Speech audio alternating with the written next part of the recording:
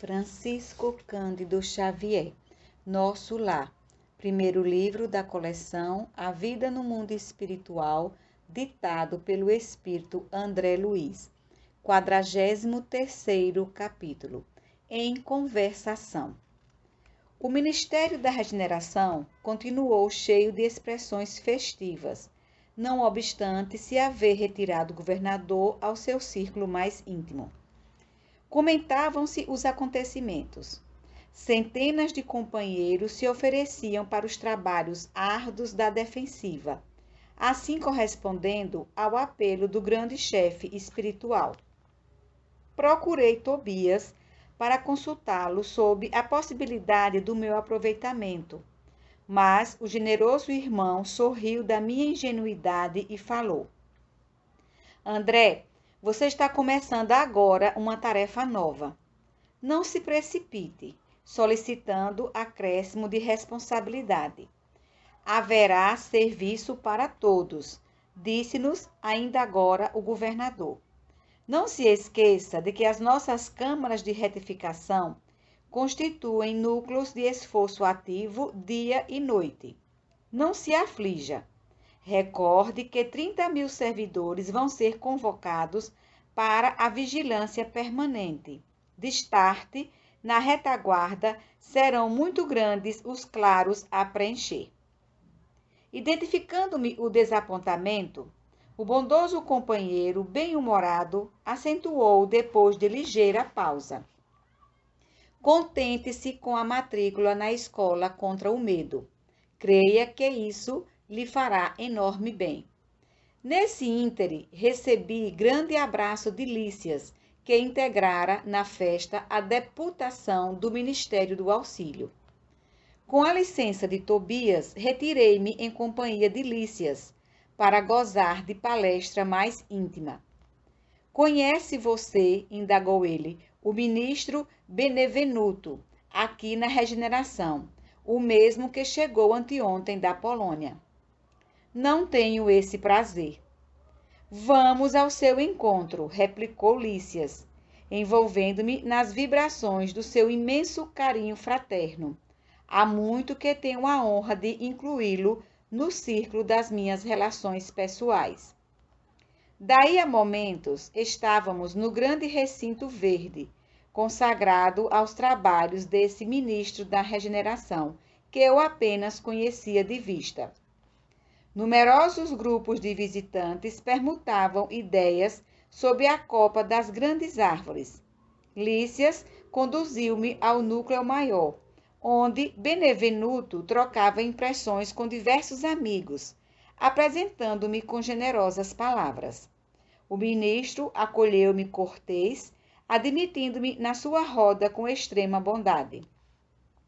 A conversação continuou nos rumos naturais, e notei que se discutia a situação da esfera terrestre. Muito doloroso o quadro que vimos, comentava Benevenuto em tom grave. Habituados ao serviço da paz na América, nenhum de nós imaginava o que fosse o trabalho de socorro espiritual nos campos da Polônia. Tudo obscuro, tudo difícil. Não se podem ali esperar claridades de fé nos agressores, tampouco na maioria das vítimas, que se entregam totalmente a pavorosas impressões. Os encarnados não nos ajudam, apenas consomem nossas forças. Desde o começo do meu ministério, nunca vi tamanhos sofrimentos coletivos.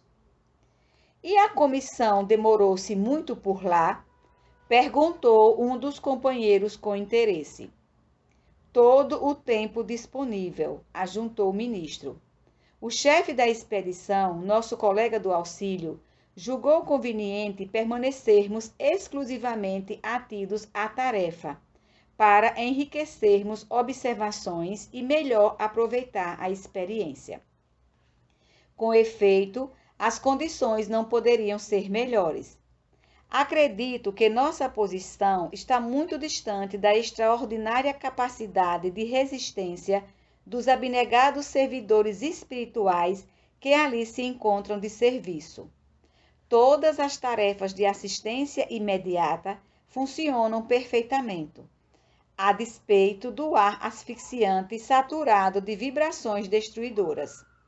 O campo de batalha, invisível aos nossos irmãos terrestres, é verdadeiro inferno de indescritíveis proporções. Nunca, como na guerra, evidencia o espírito humano a condição de alma decaída, apresentando características essencialmente diabólicas. Vi homens inteligentes e instruídos localizarem com minuciosa atenção determinados setores de atividade pacífica para o a que chamam impactos diretos. Bombas de alto poder explosivo destroem edifícios pacientemente edificados. Aos fluidos venenosos da metralha casam-se as emanações pestilentas do ódio e tornam quase impossível qualquer auxílio. O que mais nos contristou, porém, foi a triste condição dos militares agressores, quando algum deles abandonava as vestes carnais, compelido pelas circunstâncias. Dominados, na maioria, por forças tenebrosas, fugiam dos espíritos missionários, chamando-lhes a todos fantasmas da cruz.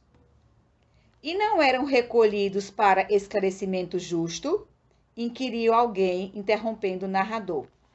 Benevenuto esboçou um gesto significativo e respondeu: será sempre possível atender aos loucos pacíficos no lar. Mas que remédio se reservará aos loucos furiosos, senão o hospício? Não havia outro recurso para tais criaturas, senão deixá-las nos precipícios das trevas, onde serão naturalmente compelidas a reajustar-se, dando ensejo a pensamentos dignos. É razoável, portanto, que as missões de auxílio recolham apenas os predispostos a receber o socorro elevado. Os espetáculos entrevistos foram, portanto, demasiadamente dolorosos por muitas razões. Valendo-se de ligeiro intervalo, outro companheiro opinou: é quase incrível que a Europa, com tantos patrimônios culturais, se tenha abalançado a semelhante calamidade. Falta de preparação religiosa, meus amigos, definiu o ministro com expressiva inflexão de voz. Não basta ao homem a inteligência apurada. É-lhe necessário iluminar raciocínios para a vida eterna. As igrejas são sempre santas em seus fundamentos, e o sacerdócio será sempre divino quando cuide essencialmente da verdade de Deus. Mas o sacerdócio político jamais atenderá à sede espiritual da civilização. Sem o sopro divino, as personalidades religiosas poderão inspirar respeito e admiração, não, porém, a fé e a confiança. Mas o espiritismo? Perguntou abruptamente um dos circunstantes. Não surgiram as primeiras florações doutrinárias na América e na Europa há mais de 50 anos? Não continua esse movimento novo a serviço das verdades eternas? Benevenuto sorriu, esboçou um gesto extremamente significativo e acrescentou: o Espiritismo é a nossa grande esperança e, por todos os títulos, é o consolador da humanidade encarnada. Mas a nossa marcha é ainda muito lenta. Trata-se de uma dádiva sublime, para a qual a maioria dos homens ainda não possui olhos de ver. Esmagadora porcentagem dos aprendizes novos aproxima-se dessa fonte divina a copiar antigos vícios religiosos. Querem receber proveitos, mas não se dispõem a dar coisa alguma de si mesmos. Invocam a verdade, mas não caminham ao encontro dela. Enquanto muitos estudiosos reduzem os médiuns a cobaias humanas, numerosos crentes procedem à maneira de certos enfermos, que, embora curados, creem mais na doença que na saúde, e nunca utilizam os próprios pés. Enfim, procuram-se por lá os espíritos materializados para o fenomenismo passageiro, ao passo que nós outros vivemos à procura de homens espiritualizados para o trabalho sério. O trocadilho arrancou expressões de bom humor geral, acrescentando o ministro gravemente: nossos serviços são astronômicos. Não esqueçamos, porém, que todo homem é semente da divindade. Ataquemos a execução de nossos deveres com esperança e otimismo. E estejamos sempre convictos de que, se bem fizermos a nossa parte, podemos permanecer em paz, porque o Senhor fará o resto.